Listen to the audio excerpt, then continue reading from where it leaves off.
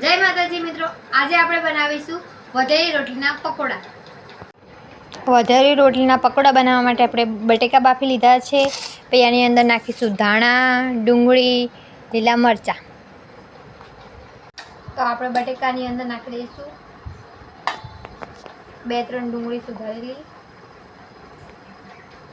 થોડા ધાણા, લીલા મરચાં અને સારી એવી રીતે મિક્સ કરીએ।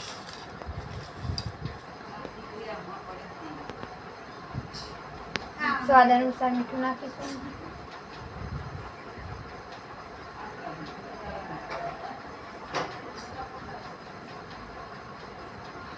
લાલ મરચું નાખીશું, અંદર થોડી હળદર નાખીશું અને થોડો ધાણા જીરું પાવડર નાખીશું અને એ બધાને સારી એવી રીતે મિક્સ કરી દઈશું।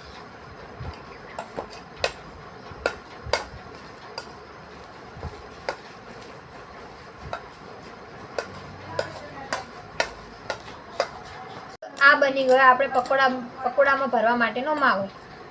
હવે આપણે બેટર બનાવવા માટે 2 વાટકી ચણાનો લોટ લીધો, એની અંદર 1 વાટકી ઘઉંનો લોટ નાખીશું। પછી એની અંદર સહેજ હળદર, સ્વાદ અનુસાર મીઠું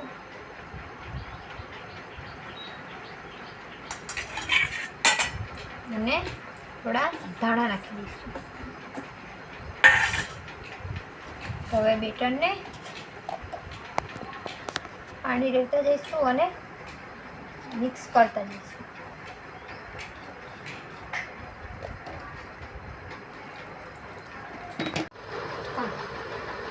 બંધ ફજાર આપણે રોટીના 2 ભાગ કરી લીધા છે। હવે માવાને રોટલી ઉપર લગાવી દઈશું।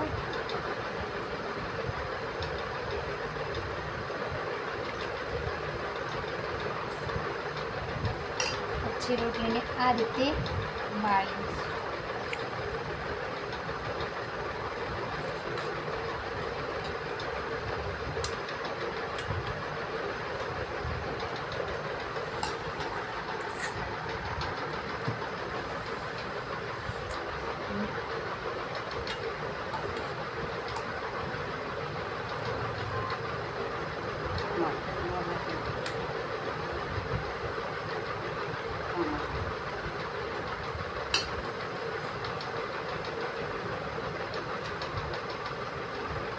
આપણે રોટલીની અંદર બધી રોટલીની અંદર આપણે માવો ભળી દીધો છે। હવે આપણે એને તળી દઈશું। તો પકોડાને બેટરમાં આવી મૂકી પલાળી તેલમાં તળી દઈશું।